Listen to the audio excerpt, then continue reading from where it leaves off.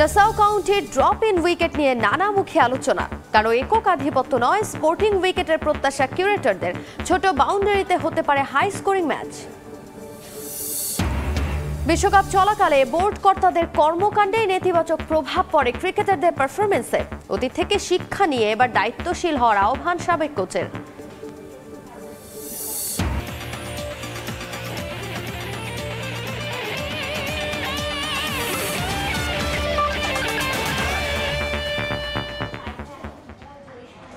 বিশ্বের নানা প্রান্তে খেলাধুলার খবর নিয়ে আমাদের নিয়মিত আয়োজন খেলার সময়। আর এই আয়োজনে আপনাদের সঙ্গে আছি আমি তাজিন খন্দকার। শুরুতে ক্রিকেটের খবর। বিশ্বকাপের মূল পর্বের আগে শেষ প্রস্তুতি ম্যাচে মাঠে নামবে বাংলাদেশ। প্রতিপক্ষ আসরের হট ফেভারিট ভারত। যদিও এ ম্যাচের আগে অনুশীলনে ছিলেন না সাকিব, মাহমুদুল্লাহ লিটনরা। আগের দিন চোট পেলেও ভারতের বিপক্ষে ম্যাচ খেলবেন মাহমুদুল্লাহ রিয়াদ। এই ম্যাচ দিয়ে এই বিশ্বকাপের জন্য নিজেদের টিম কম্বিনেশন চূড়ান্ত করবে বাংলাদেশ। নিউ ইয়র্ক থেকে সাজিদ মুসাইদের রিপোর্ট।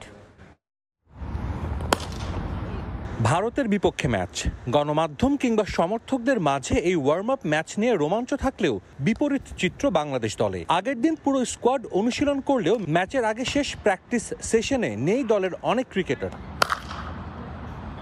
আগের দিন চোট পাওয়ায় ছিলেন না মাহমুদুল্লাহ। অফ ফর্মে থাকা লিটন, সাকিব হোটেলে বসেই পার করেছেন সময়। ভারতের বিপক্ষে ম্যাচটা দিয়ে শ্রীলঙ্কা ম্যাচের রণকৌশল সাজাবে টাইগার টিম ম্যানেজমেন্ট। দলের অনেকের জন্যই এটা হতে যাচ্ছে শেষ একটা সুযোগ। ভারত ম্যাচে ভালো করতে না পারলে অন্তত পরের দুই ম্যাচের পরিকল্পনায় তারা থাকবেন না, তা বলাই যায়। লিটন দাসকে সুযোগ করে দিতে যুক্তরাষ্ট্রের বিপক্ষে সিরিজের শেষ টি-20-তে বাদ দেয়া হয় জাকের আলী অনিককে। লিটন আরও একবার সুযোগ পেতে যাচ্ছেন ভারতের বিপক্ষে। টিম ইন্ডিয়ার বিপক্ষে অতীত পরিসংখ্যান কথা বলছে এই ওপেনারের পক্ষে। যদিও নাসাউ স্টেডিয়ামে হয়তো ওপেনিংয়ে দেখা যাবে না লিটনকে। আগের ম্যাচে উদ্বোধনীতে সেঞ্চুরি পার্টনারশিপ করা সৌম্য তানজিদেরই ভারতের বিপক্ষে ইনিংস সূচনা করার জোর সম্ভাবনা। ভারত ম্যাচের আগে দলের ক্রিকেটারদের দেখা গেছে বেশ নির্ভার। আগের দিন পেসাররা বল হাতে অনুশীলন না করলেও এদিন মোস্তাফিজ, শরীফুল, তানজিম সাকিবরা দীর্ঘ সময় নেটে বোলিং করেছেন। ব্যাটিংয়ের সময় নাজমুল শান্ত হাতে চোট পেলেও কিছু সময় বিশ্রাম নিয়ে আবারও নেটে নিজেকে ঝালিয়ে নেন অধিনায়ক। এর ফাঁকেই কোচ চন্ডিকা হাথুর সিংহের সঙ্গেও ভারত ম্যাচের কৌশল নিয়ে দীর্ঘ সময় মিটিং করে নেন এই বাঁহাতি ব্যাটার। ম্যাচের আগে অনুশীলন করেছে টিম ইন্ডিয়াও। দলের সঙ্গে নিউ ইয়র্কে যোগ দিলেও এদিন প্র্যাকটিসে আসেননি বিরাট কোহলি। যদিও দলের অন্যরা ঝালিয়ে নিয়েছে নিজেদের। হারজিত যাই হোক, যখনই বাংলাদেশ দল ভারতের বিপক্ষে খেলে শেষ পর্যন্ত লড়াই করে। অন্তত সাম্প্রতিক ইতিহাস কিন্তু সেটাই বলছে। টিম ইন্ডিয়ার বিপক্ষে এই প্রস্তুতি ম্যাচটা তাই খুবই গুরুত্বপূর্ণ বাংলাদেশের জন্য। হারজিত যাই হোক, ইতিবাচকভাবে ম্যাচটা শেষ করতে পারলে বিশ্বকাপ বাংলাদেশ শুরু করবে হাই নোটে। নিউ ইয়র্ক থেকে সাজিদ মুস্তাহিদ, সময় সংবাদ, যুক্তরাষ্ট্র। বিশ্বকাপ শুরুর আগে নাসাউয়ের উইকেট নিয়ে যত জল্পনা কল্পনা। যুক্তরাষ্ট্রের ফ্লোরিডা থেকে আনা বিশেষ ধরনের মাটি দিয়ে বানানো উইকেট হবে বাউন্সি। শুধু তাই নয়, অনুশীলন গ্রাউন্ড ও মূল মাঠে বসানো হয়েছে একই রকম 10টি উইকেট। বাউন্সি উইকেট হওয়ায় হাই স্কোরিং ম্যাচের প্রত্যাশা পিচ কিউরেটরদের। নিউ ইয়র্ক থেকে সাজিদ মুস্তাহিদের আরও একটি রিপোর্ট। ইন্টারন্যাশনাল ক্রিকেট স্টেডিয়ামে প্রথম ম্যাচে লড়বে ভারত ও বাংলাদেশ এবং সেই মাঠের 4টা উইকেট কিন্তু ড্রপ ইন উইকেট। প্র্যাকটিস ভেন্যুতে যে 6টা উইকেট আছে, এখানে খেলছে বাংলাদেশ দল, প্র্যাকটিস করেছে ভারত দলও প্র্যাকটিস করেছে। যতটুকু দেখা গেছে যে উইকেটগুলো কিন্তু ইভেন বাউন্স পাচ্ছে, বল খুব ভালো মতো ব্যাটে আসছে।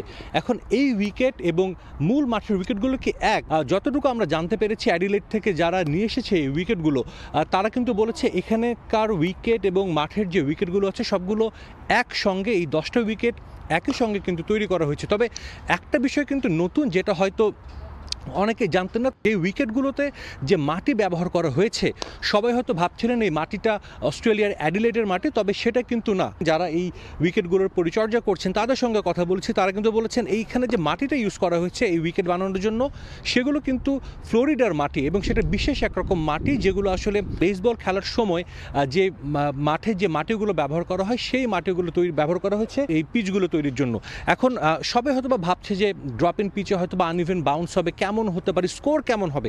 টি-20 ওয়ার্ল্ড কাপের ম্যাচ ডেফিনেটলি সেখানে হাই স্কোরিং ম্যাচ হবে, দেখতে চাইবে। অ্যাডিলেড ওভালের কিউরেটররা জানিয়েছেন 170 থেকে 80 অনায়াসে রান হবে। এবং সবচেয়ে ইম্পর্টেন্ট যেটা আমরা দেখি যে অনেক সময় টি-20 ম্যাচে প্রথম ইনিংসে ভালো উইকেট থাকে, পরবর্তীতে সেকেন্ড ইনিংসে যখন ব্যাট করতে যায় হয়তো উইকেটটা একটু স্লো হয়ে যায়। এই উইকেটগুলোর বিশেষত্বই কিন্তু এটা যে পুরো 40 ওভারের ম্যাচে উইকেটটা একই রকমের আচরণ করবে। তবে যদি রোদের তাপ খুব বেশি হয়, উইকেটে যদি কিছুটা ফাটল হয়, সেখানে কিন্তু তাহলে স্পিনাররা হয়তো বা পেসাররাও সেখান থেকে সুবিধা পাবে যদি বলটা তাদের সেই ক্র্যাকের মধ্যে পড়ে। সেক্ষেত্রে একটা বিষয় স্পষ্ট যে আমরা জানি বাংলাদেশ এবং ভারত সবশেষ টি-20 ওয়ার্ল্ড কাপে খেলেছিল কিন্তু অ্যাডিলেডেই। সেই অ্যাডিলেডেরই কিন্তু উইকেটে আবারও খেলবে বাংলাদেশ ভারত। ডেফিনেটলি বাংলাদেশের জন্য কিন্তু এটা খুব ইম্পর্টেন্ট একটা ম্যাচ হতে যাচ্ছে, প্রস্তুতি ম্যাচ হলেও, কারণ আমরা জানি লিটন দাস তিনি ছন্দে নেই, তিনি রান পাচ্ছেন না। সবশেষ সেই ম্যাচে কিন্তু লিটন দাস দারুণ একটা ইনিংস খেলেছিলেন এবং সেই ইনিংসের পরে তিনি আইপিএলও সুযোগ পেয়েছিলেন। তবে এরপরে কিন্তু আমরা দেখেছি টানা প্রায় 8-10 মাস ধরে লিটন কোনো রান পাননি। ডেফিনেটলি আমরা চাইবো ড্রপ ইন পিচে খেলা হবে, সেই পিচে বাংলাদেশ নিজেদের অভ্যস্ত করে নেবে। একই সঙ্গে বাংলাদেশের যে ক্রিকেটার অফ ফর্মে আছেন তারাও এই ম্যাচ দিয়েই ফর্মে ফিরবেন। নিউ ইয়র্ক থেকে সাজিদ মুস্তাহিদ, সময় সংবাদ, যুক্তরাষ্ট্র। মাত্র 106 দিনে নাসাউ কাউন্টি ইন্টারন্যাশনাল ক্রিকেট স্টেডিয়ামের নির্মাণ কাজ শেষ করেছে আইসিসি। অস্থায়ী এই ভেন্যুতে প্রথম ম্যাচে মাঠে নামবে বাংলাদেশ। ড্রপ ইন পিচে ছোট বাউন্ডারিতে হতে পারে হাই স্কোরিং ম্যাচ। এরই মধ্যে স্টেডিয়ামের সব ধরনের কাজ শেষ করেছে আয়োজকরা। নিউ ইয়র্ক থেকে সাজিদ মুস্তাহিদের আরেকটি রিপোর্ট। একবার ভেবে দেখুন, ভারত উপমহাদেশের কোন স্টেডিয়ামে বিশ্বকাপের 8টা ম্যাচ, অথচ শহর জুড়ে নেই কোনো সাজসজ্জা কিংবা বিশেষ আয়োজন। এই তল্লাটের ক্রিকেট প্রেমীদের কাছে বিষয়টি পরাবাস্তব মনে হতেই পারে, তবে যুক্তরাষ্ট্রের মাটিতে এটাই নিরেট বাস্তবতা।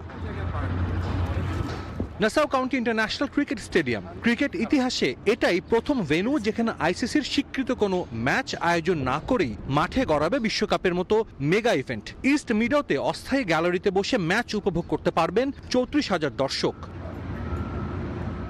অবশ্য এই মাঠের পার্সোনাল রেকর্ড বুকে জড়িয়ে থাকবে বাংলাদেশের নামও। মূল আসরের আগে আইসিসির অফিসিয়াল প্রস্তুতি ম্যাচ হবে নাসাউ ভেন্যুতে, যেখানে টাইগারদের প্রতিপক্ষ টুর্নামেন্টের অন্যতম হট ফেভারিট ভারত। একদিন বিরতির পর 3 জুন গ্রুপ পর্বের লড়াইয়ে নাসাউয়ের কৃত্রিম 22 গজে নামবে শ্রীলঙ্কা আর দক্ষিণ আফ্রিকা।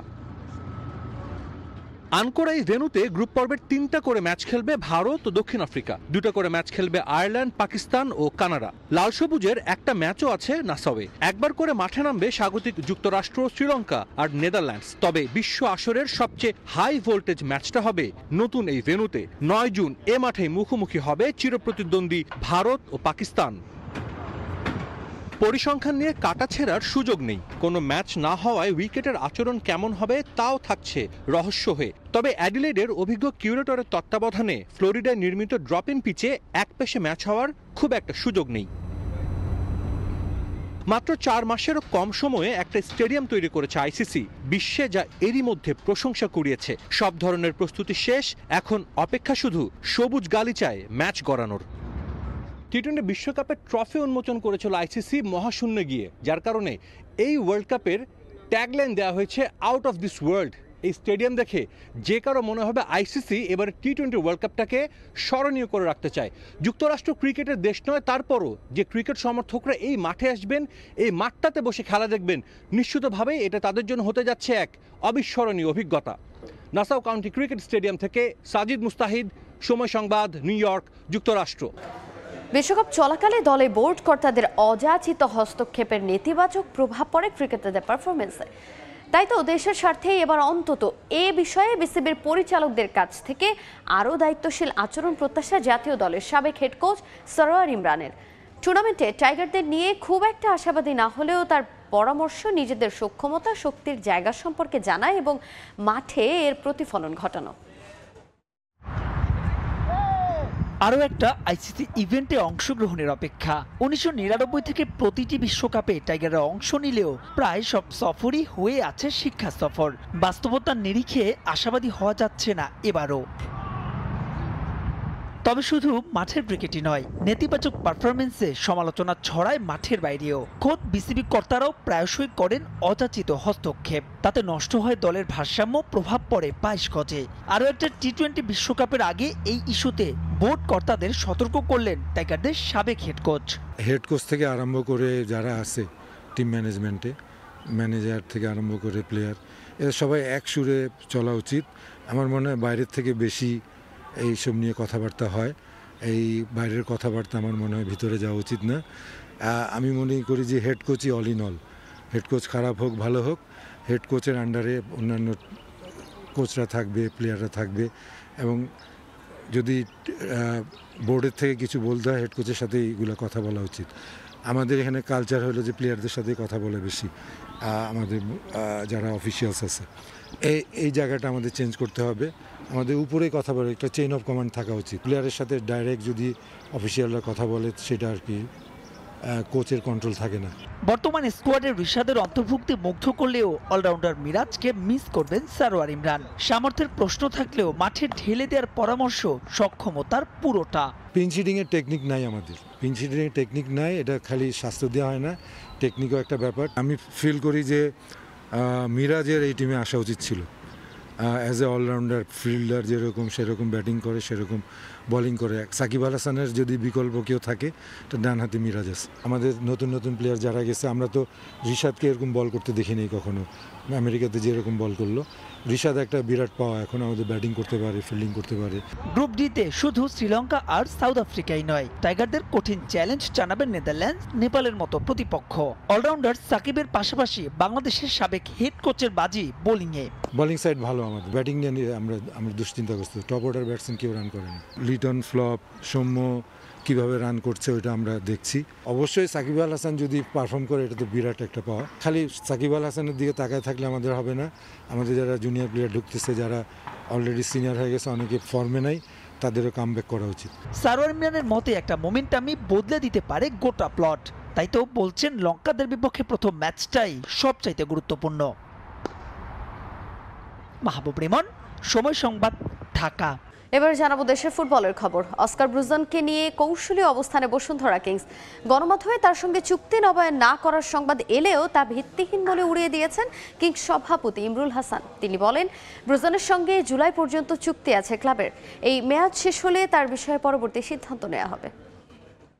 অস্কার ব্রুজনের সাথে আমাদের জুলাই মাস পর্যন্ত চুক্তি আছে, তো এই ব্যাপারে আসলে জুলাই মাসের শেষের দিকে আমরা বিস্তারিত বলতে পারবো। সংবাদ মাধ্যমে আসলে অনেক কিছু আসে, সংবাদ মাধ্যমের যে সমস্ত নিউজ আমার চোখে আসছে সেটা কিন্তু কোনো বিশ্বস্ত সূত্র উল্লেখ নেই। তো আমার মনে হয় যে সংবাদ মাধ্যমে এরকম রিউমারগুলোতে আমরা কান আপাতত না দিই। আমরা আসলে মাত্র এই সিজনটা শেষ করলাম, আমাদের মাথায় এখনো সেই মাথা থেকে বর্তমান সিজনের চিন্তাও জানি। এর পরপরই ন্যাশনাল টিমের 3টা খেলা আছে, তো আমরা এদিকে একটু ব্যস্ত।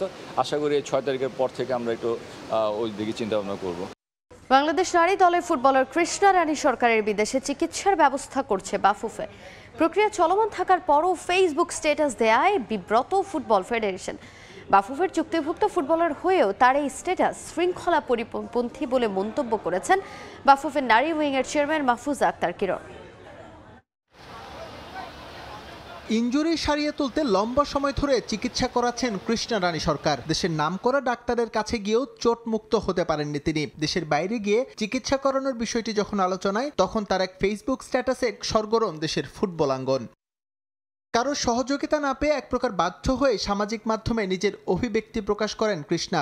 এই ফুটবলার এমন দাবি করলেও বাফুফে বলছে উল্টো কথা। তাকে বিদেশ পাঠাতে ফেডারেশনের পক্ষ থেকে যোগাযোগ করার পরও কেন তিনি ফেসবুকে স্ট্যাটাস দিয়েছেন তা নিয়ে প্রশ্ন তুলেছেন নারী উইং চেয়ারম্যান। কৃষ্ণার যে প্রবলেম সেটা নিয়ে বাংলাদেশে আমরা যত রকম ট্রিটমেন্ট আছে করিয়েছি, সেটা ভালো হয়নি। এখন ওকে বাইরে নিতে হবে। তো বাইরে ইন্ডিয়া যাওয়ার কথাও বলেছিল, সে প্রেক্ষিতে গতকালকে ইমরানও ওকে বলেছে যে ইন্ডিয়াতে কত লাগবে কি লাগবে আমরা তো জানি না, তুমি একটা রিকোজিশন দাও বা তুমি যাও গিয়ে ডাক্তার দেখাও, কি লাগে না লাগে আমাদেরকে বলো, সেই অনুযায়ী আমরা ব্যবস্থা করব। এরপরে তো ওই স্ট্যাটাস দিতে পারে না। গেল সাফ চ্যাম্পিয়নশিপের পর থেকেই চোটের সঙ্গে লড়াই করছেন কৃষ্ণা। মাঠে তার উপস্থিতি না থাকলেও কেন্দ্রীয় চুক্তিতে রেখেছে বাফুফে। চুক্তিভুক্ত ফুটবলার হয়েও তার এমন আচরণ শৃঙ্খলা পরিপন্থী বলে মন্তব্য করেছেন বাফুফে নারী উইং চেয়ারম্যান। কোনো ইনজুরি প্লেয়ারকে কন্ট্রাক্টের আওতায় রাখা হয় না। আমরা কিন্তু ওকে কন্ট্রাক্টের আওতায় রেখেছি এবং 50,000 টাকা স্যালারি দিচ্ছি। ও কন্ট্রাক্টে থাকার পরেও আমাদের পারমিশন ছাড়া এই ধরনের স্ট্যাটাস ও ফেসবুকে দিয়েছে। তার মানে কি ও ডিসিপ্লিন ব্রেক করেছে, কন্ট্যাক্ট ব্রেক করেছে। সে তো ওকে শোকজ করতেই হবে, ওকে কারণ দর্শাইতেই হবে। চোট সারিয়ে তুলতে কৃষ্ণাকে ভারত, সিঙ্গাপুর কিংবা অস্ট্রেলিয়ায় চিকিৎসা করানোর পরামর্শ দেওয়া হলেও সামর্থ্য বিবেচনায় তাকে ভারতে চিকিৎসা করাতে চায় football federation. S M Iqbal, সময় সংবাদ, ঢাকা। এই ছিল খেলার সময়ের এখনকার আয়োজনে। দুপুরের সময় আপনাদের সঙ্গে থাকবেন সহকর্মী আফরোজা মৌটুসী। ধন্যবাদ তাজিন। দুপুরের সময় নিয়ে ফিরছি কিছুক্ষণ পর, সঙ্গেই থাকুন সময়ের।